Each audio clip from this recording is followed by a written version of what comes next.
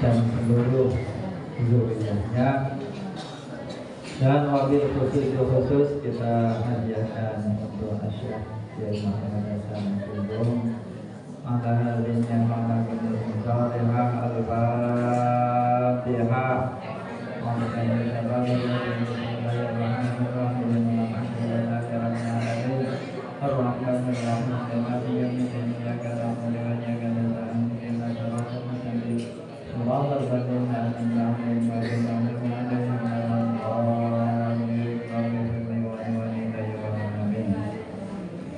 Dibaca dulu bait yang pertama.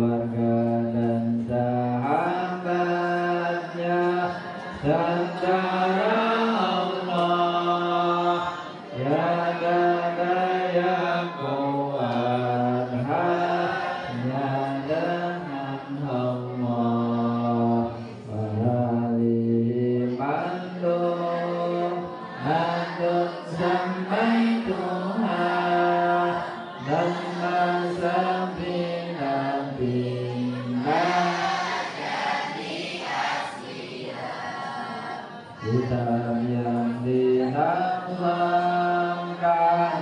memberi nama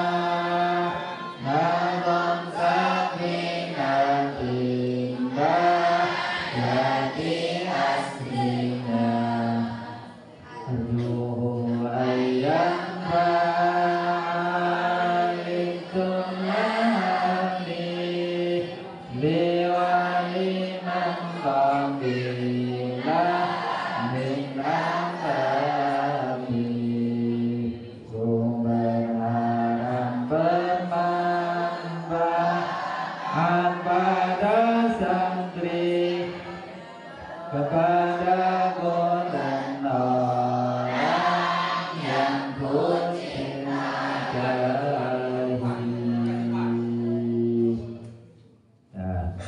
Ya kan? Ya biar ilmunya masuk, kalian dengarkan, buka lebar-lebar telinganya dan buka sebersih mungkin hati kita. Ilmu ini walaupun sedikit mudah-mudahan bermanfaat untuk kita semua. Amin ya rabbal alamin. Mengulang kembali pelajaran kemarin tentang uzur-uzur salat. Uzur salat artinya salat boleh dikerjakan di luar waktunya. Tidak ada salat yang boleh dikerjakan di luar waktunya dan ini tidak berdosa. Ini ada 3 sifatnya. Yang pertama adalah tidur. Jadi kalau sampai tidur kemudian meninggalkan sholat, maka sholatnya dikerjakan. Mama tidurnya jam 11 siang, bangun jam 3 sore asar, berarti zuhurnya kan ketinggalan ya. Otomatis zuhurnya dikerjakan dalam waktu asar, ini tidak apa-apa. Tapi jangan kamu berpahaman, oh, kalau begitu tidur jam 2 saja gitu ya, bangun isya mama. Nah, kalau gitu nanti lain lagi masalahnya. Makanya untuk lebih terperinci kalian harus betul-betul mendengar keterangan ini ya. Jangan salah paham, kortedong pas apa katanya Gus Zahid. Sampai dengarnya cuma gitu toh ya. Maka lebih jelas saya melanjutkan keterangan ini. Perhatikan ya. Man nama an salatin aw nasiyaha falyusalliha idza dzakaraha. Barang siapa yang tidur meninggalkan salat atau lupa salat, maka hendaknya dia mengerjakan salat ketika ingat. Nah, ini dawuhnya Kanjeng Nabi, rawahu Syaikhoni. Jadi kalau ada orang tidur kemudian meninggalkan salat, maka ketika dia bangun, maka segera untuk melakukan salat. Nah, kemudian ini dijabarkan oleh ulama. Maksudnya tidur di situ apakah tidur sebelumnya waktu masuk sholat, apa tidur setelahnya waktu sholat. Di sini dijelaskan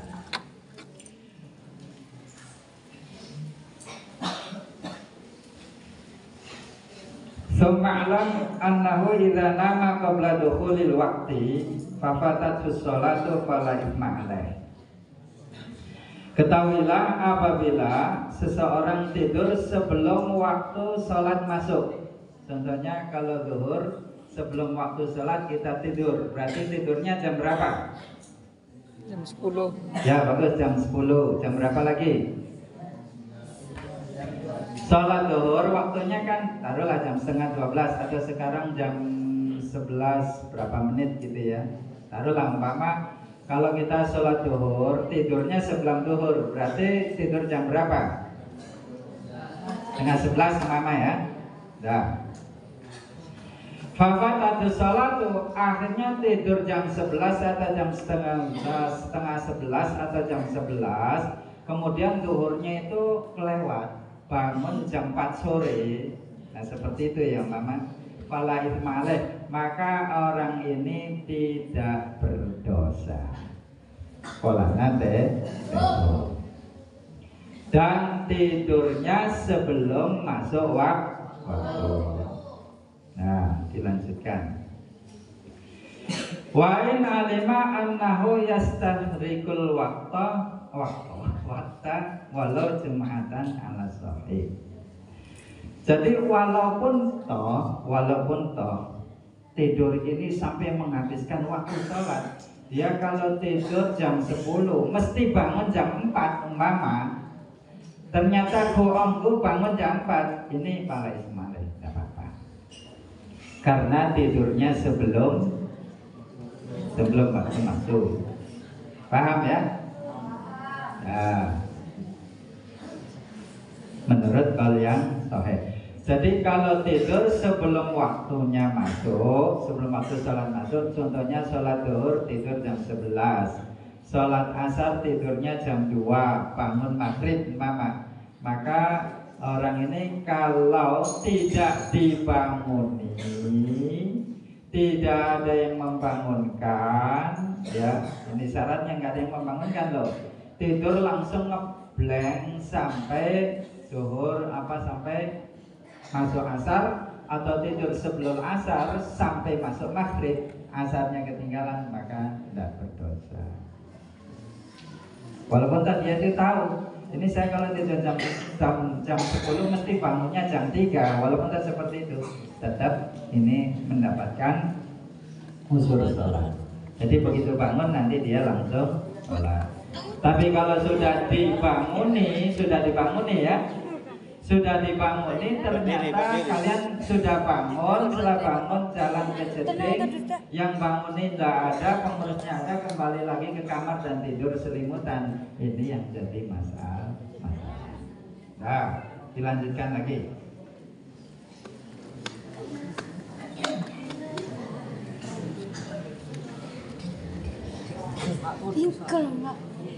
Nah, ini.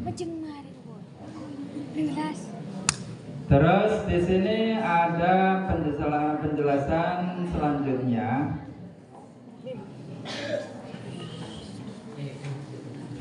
Wa amma innama ba'da dukhulihi, adapun kalau orang itu tidur setelah masa waktu, contohnya sampai pulang sekolah jam berapa? Jam 12 10 menit. Sudah masuk zuhur belum?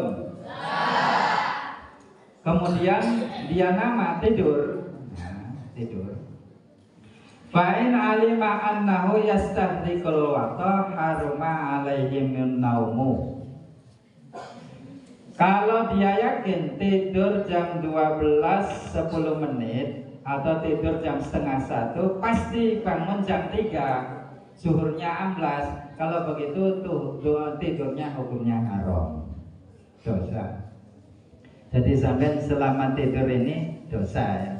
Kalau biasanya muntedong jam setengah 1, mesti bangunnya jam 4, mesti bangunnya jam 3. Loh, kalau dia yakin seperti itu, tidur setelah waktu sholat, maka hukumnya haram, tidak boleh.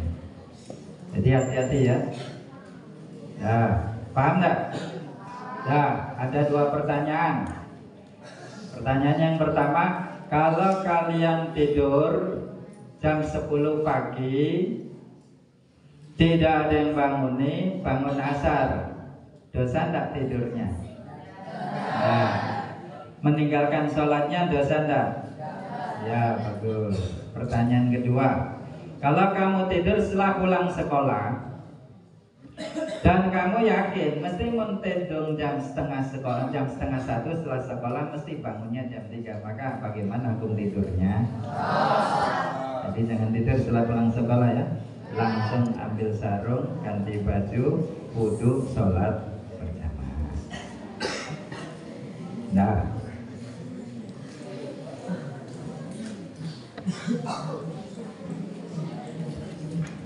dosanya 2 ya. Kalau orang tidur setelahnya masuk sholat dan dia yakin ini pasti sholatnya akan ketinggalan atau sholatnya akan terpaut, sholatnya akan ditinggalkan sampai masuk sholat waktu yang lain, sampai masuk waktu sholat yang lain, maka dosanya 2. Yang pertama dosa tidurnya, yang kedua dosa meninggalkan sholatnya. Nah, dilanjutkan.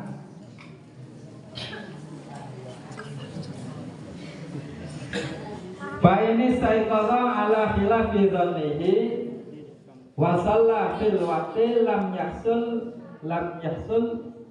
ithmu tarki sholati wa mal ithmu alladhi hasala bi sababin naum fala yartabi illa bil istighfar.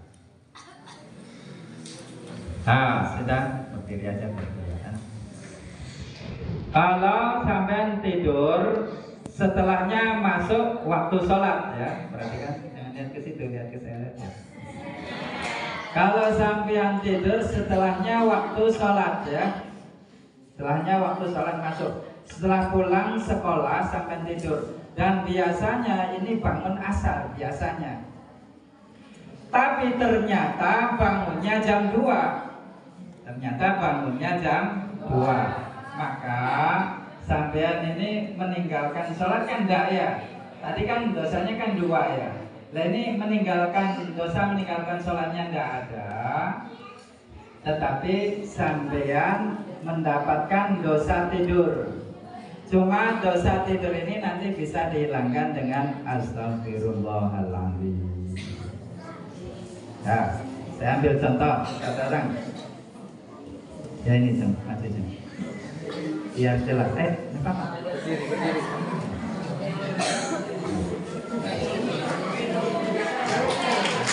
Sudah.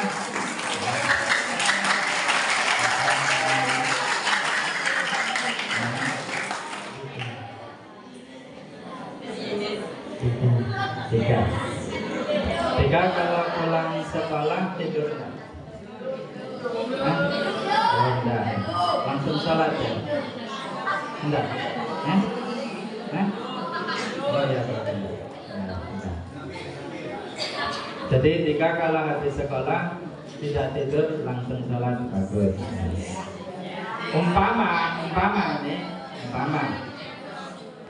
Umpama setelah pulang sekolah tidur, dan biasanya dia yakin mesti bangun jam 3 karena nggak ada yang bangun nih. Tapi ternyata bangunnya jam 2, maka dosanya cuma satu, yaitu karena sholatnya dia jam 2 itu langsung sholat, berarti dosa meninggalkan sholatnya tidak ada. Sementara dia tidur tadi itu berdosa, yang bisa dihapus dosanya dengan astagfirullahaladzim. Nah,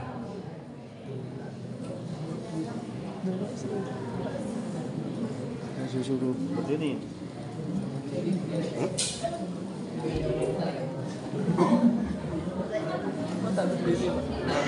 Hah? Bakwan masuk. ya, perhatikan lagi, dilanjutkan. Kenapa Pak? Disuruh masuk. Kalau tidur setelahnya Berdiri di luar.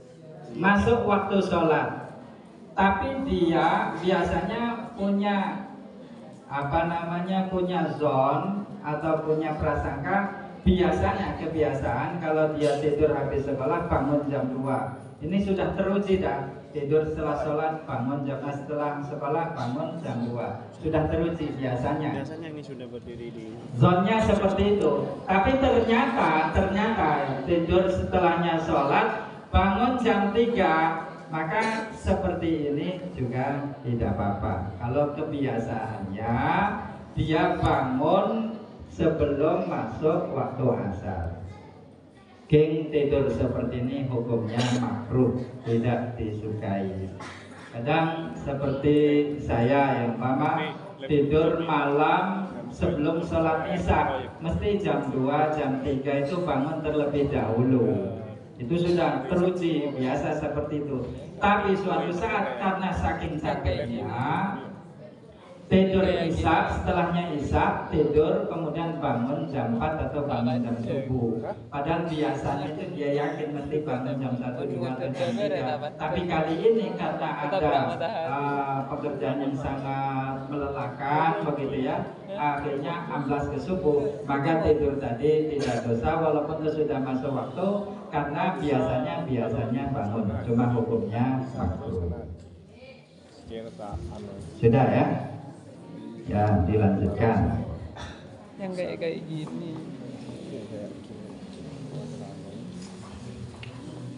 Nah, ini ada pertanyaan. Umpama suatu saat sampai jadi seorang menteri, jadi Pak Bupati, jadi Pak Dewan, jadi Pak Guru. Nah, kemudian sampai melembur dari Isya, melembur sampai jam 2 malam ngetik ya, akhirnya sampai ngantuk. Pas tidur jam 2 kan para subuh ya, hanya bangun jam 7. Kira-kira dosa apa enggak? Tidur jam 2 terus bangun jam 7, enggak ada yang bangun nih, dosa apa enggak? Ya, tapi jangan jadi kebiasaan. Sekali-kali nggak apa? Karena Kanjeng Nabi juga pernah melakukan seperti itu, tapi cuma sekali. Kanjeng Nabi itu habis perang, istirahat, hampir subuh Kanjeng Nabi saking payahnya, orang perang kan payah ya, bawa senjatanya pedang kalau setengah kilo, bayangkan perang ini kira-kira berapa jam. Jadi istirahat Kanjeng Nabi sama sahabat yang lain, terus pesan sama sahabat Bilal, karena sahabat Bilal itu muazzinnya Kanjeng Nabi. Bilal, kamu tunggu saya istirahat dulu, mau tidur, nanti kamu subuh azan ya saya. Akhirnya Kanjeng Nabi saren, terus sahabat Bilal berjaga-jaga di sampingnya Kanjeng Nabi.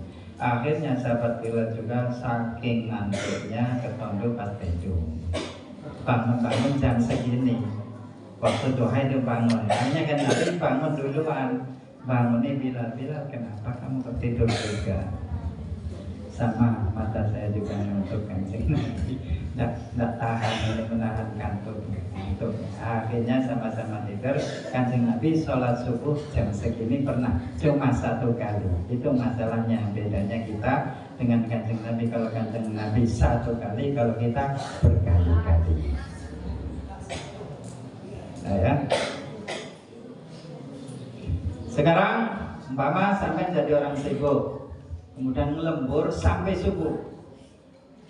Hayya 'alas shalah, salatu khairum minan naum, sadaqta wa bararta wa ana 'ala dzalika minasyahidin. Kamu benar, saya bersaksi bahwa salat lebih baik daripada tidur. Setelah masuk subuh, karena kamu melembur dari isya sampai subuh, cek ngantuknya gitu ya. Tapi ini biasanya saya kalau tidur habis subuh mesti hanya cuma 1 jam aja, jadi jam 5 itu bangun. Itu biasanya seperti itu. Biasanya seperti itu. Maka tidur seperti ini hukumnya makruh. Tidak dosa kalau sampai bangun jam 7. Kalau biasanya tidurnya setelah subuh cuma 1 jam, jam 4 sampai jam 5, jam 5 kan masih subuh ya. Ini kalau biasanya seperti itu. Tapi kalau biasa mun subuh tejong mesti bangun jam 10. Nah baru ini tidak boleh. Ada tidur terpanjang di dunia selama 309 tahun. 3 abad 9 tahun. Ini pernah dilakukan oleh Ashabul Kahfi. Tahu kan ceritanya Ashabul Kahfi ya? Itu dikejar-kejar karena dia mempertahankan keimanannya. Akhirnya biar imannya tidak lepas, dia lari ke gunung. Di gunung ada gua, sama anjingnya. Di gua itu tidur. Kanjeng Nabi seandainya lihat para wali-walinya Allah yang tidur di gua itu, seandainya Kanjeng Nabi menangi, mesti Kanjeng Nabi merasa takut. Apalagi kita ya. Kita tahu mungkin karena tubuhnya gimana, besar apa gimana, pokoknya untuk Kanjeng Nabi kalau seandainya diperlihatkan sama Allah dan Kanjeng Nabi menangi para wali-wali yang tidur di kaki itu ya, di gua tadi, mesti Kanjeng Nabi akan merasa takut. Apalagi kita itu tidur 309 tahun. Ini gambaran orang mati, tapi dengan mudah sama Allah dibangunkan dari tidurnya, hanya kun fayakun, langsung ceker. Setelah bangun, coba kita lapar. Ini kita tidur berapa hari ini? Oh paling yauman au ba'da yaum. Oh kita paling tidurnya sehari atau setengah hari ada. Padahal itu 309 tahun, dianggap tidurnya hanya berapa jam saja gitu ya, setengah hari atau 1 hari. Akhirnya uangnya itu dibelanjakan. Ini cari makan. Ayyuha azka ta'aman. Kamu cari makanan ke pasar, cari makanan yang paling suci, yang terbaik. Kalau setiap makanan kita makan semua, yang haram masuk, yang halal masuk, dan ini akhirnya jiwa kita juga begitu. Kadang sholat, kadang enggak, kadang sholat, kadang enggak. Pengaruh ya. Pergi ke pasar, sampai di sana, wah ini uang sudah tidak laku ini. Uang ini sudah tidak laku. Loh, sekarang rajanya siapa? Ternyata rajanya sudah berganti dan mata uangnya sudah berganti. Mata uangnya sudah berganti sampai rajanya, ternyata ketika dia bangun selama 309 tahun rajanya sudah Islam. Jadi dia sudah bebas dari kejaran-kejaran raja yang kafir tadi. Ini tidur terpanjang sepanjang sejarah manusia, 309 tahun. Nah, kira-kira sekarang paling panjang tidurnya berapa jam? Karena kalau bulan Ramadan tidur mulai jam berapa? Mulai subuh ya. Sudah sholat belum? Nah, bagus, bangunnya apa? Asar ya. Nah, zuhurnya ketinggalan. Kira-kira dosa apa enggak? Sampean tidur subuh, bangun asar, puasanya tinggal 3 jam tok ya. Zuhurnya hilang. Kalau tidurnya habis subuh, bangun asar, zuhurnya ketinggalan, dosa apa enggak? Tapi kalau zuhurnya sudah dibangun nih, kamu sudah bangun tidur boleh, dosa apa enggak? Dosa besar ya. Jadi meninggalkan sholat kayaknya remeh ya, padahal itu dosanya sangat besar sekali ya. Makanya hati-hati untuk masalah sholat. Jam berapa? Setengah 8. 32. Bisa diteruskan? Bisa ya? Iya, apa? Yang kedua, orang boleh meninggalkan sholat karena lupa. Lupanya seperti ini, seperti mama kita jadi pekerja keras ya, di pasar. Kita kalau ke pasar jam berapa? Jualan di pasar jam berapa? Taruhlah masuk kita jam 8 ke pasar, terus ada orang sholat, ada orang zuhur, az-zuhur itu dia lupa. Ini sudah belum, dia saking asiknya ya di pasar itu, atau di lapangan, atau di kantor, atau di mana, lupa. Sampai begitu masuk asar, ibu terasa, loh kok belum sholat tadi, dikira sudah sholat. Nah ini seperti ini juga tidak apa-apa, karena lupa. Karena al-insan mahallul khata' wan nisyan. Manusia itu tempat kesalahan dan tempat lupa. Tapi kalau pura-pura lupa, itu yang jadi masalah. Ini juga pernah terjadi pada zamannya Nabi Sulaiman. Zamannya kita ke zamannya kan Nabi kurang lebih 1500 tahun lah, atau 15 abad. Dari zamannya Kanjeng Nabi ke Nabi Sulaiman itu 1700 tahun. Nabi Sulaiman itu punya kendaraan untuk latihan berperang. Karena Nabi Sulaiman itu senangnya ekspansi. Mengekspansi ini pokoknya kalau ada kerajaan tidak Islam, diislamkan. Kalau nggak mau Islam, diperangi. Begitu Nabi Sulaiman. Karena Nabi Sulaiman itu punya tentara yang tidak dimiliki orang saat ini, yaitu tentara dari kalangan jin, tentara dari manusia, dan tentara dari kalangan burung. Itu tentaranya Nabi Sulaiman. Jadi CPD-nya. Nah ini sebelum perang, Nabi Sulaiman itu melatih dulu kuda-kuda yang layak perang itu mana. Dia itu punya banyak kuda, hanya dilatih latihan perang, latihan kuda itu, terus dicek kudanya. Kalau sekarang itu yang mobil kalau istilah kendaraan zaman dulu, kudanya Nabi Sulaiman kayak mobil Velfire gitu lah ya. Atau kalau mobil untuk perang ada apalah pokoknya gitu ya, Lamborghini lah kalau sekarang. Jadi seneng sekali latihan kuda itu sampai sholat asar ini mau ketinggalan. Matahari ini hampir tenggelam. Di ufuk barat itu. Nabi Sulaiman baru ingat, saya belum sholat asar. Akhirnya berdoa kepada ya Allah, hentikan dulu mataharinya ya Allah, saya kelupaan ini gara-gara kuda ini. Akhirnya saya lupa meninggalkan sholat asar. Hampir matahari tenggelam, ditahan sama Allah. Mataharinya nggak tenggelam, nang. Jadi waktu asar masih ada. Nabi Sulaiman sholat, tapi sempat sholat. Kalau kita kan mataharinya nggak mau berhenti ya, tetap aja. Nah, itu berhenti matahari. Nabi Sulaiman sholat asar. Besoknya kuda-kudanya dikumpulkan, disembelih semua. Ini yang membuat saya lupa kepada Allah. An-dzikri Rabbi. Ini gara-gara kuda yang hebat-hebat ini membuat saya lupa sama Allah yang menciptakan kuda ini. Disembelih. Sembelih banyak itu, ratusan kuda, bukan hanya satu ya. Nah, kuda yang terhebat sekarang berapa harga kuda? Apalagi yang juara satu itu bisa 1 miliar. Nah akhirnya kuda-kuda disembelih, pas dagingnya disedekahkan kepada orang fakir miskin. Disedekahkan semua, sudah selesai. Jadi boleh makan daging kuda. Kalau pengen sate kuda beli di Kediri, di Pasuruan banyak sate kuda. Insya Allah harinya bisa cepat.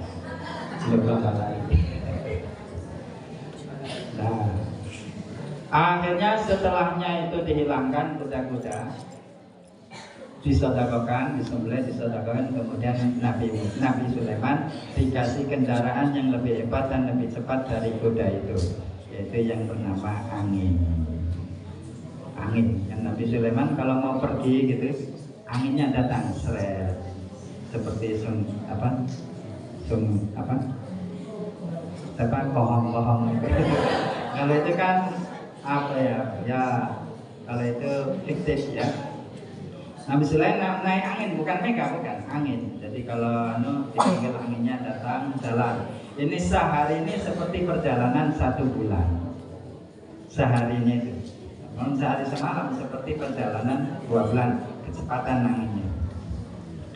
Nah, yang terakhir, jadi kalau lupa, kamu lupa betul-betul lupa. Tapi kalau ada azan, di sini kan azan sudah pakai speaker semua ya. Azan zuhur, sampai sudah tahu bahwa ini sudah masuk zuhur, pas lupa. Nah ini lupa yang tidak dibenarkan. Karena sudah masuk zuhur, segera mengingat Allah. Aqimis sholata lidikri. Yang terakhir, mumpung sekarang hari Pancasila ya, tanggal 1 kelahiran Pancasila, berketuhanan yang Maha Esa. Kita harus ingat kepada Tuhan yang Maha Esa. Ya bagus. Yang terakhir, sholat boleh dikerjakan bukan pada waktunya, yaitu karena dijamak, baik jamak takdim maupun jamak takhir.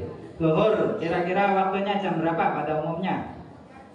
Taruhlah dari jam 11:30 sampai jam 2:30 mama, ya tak?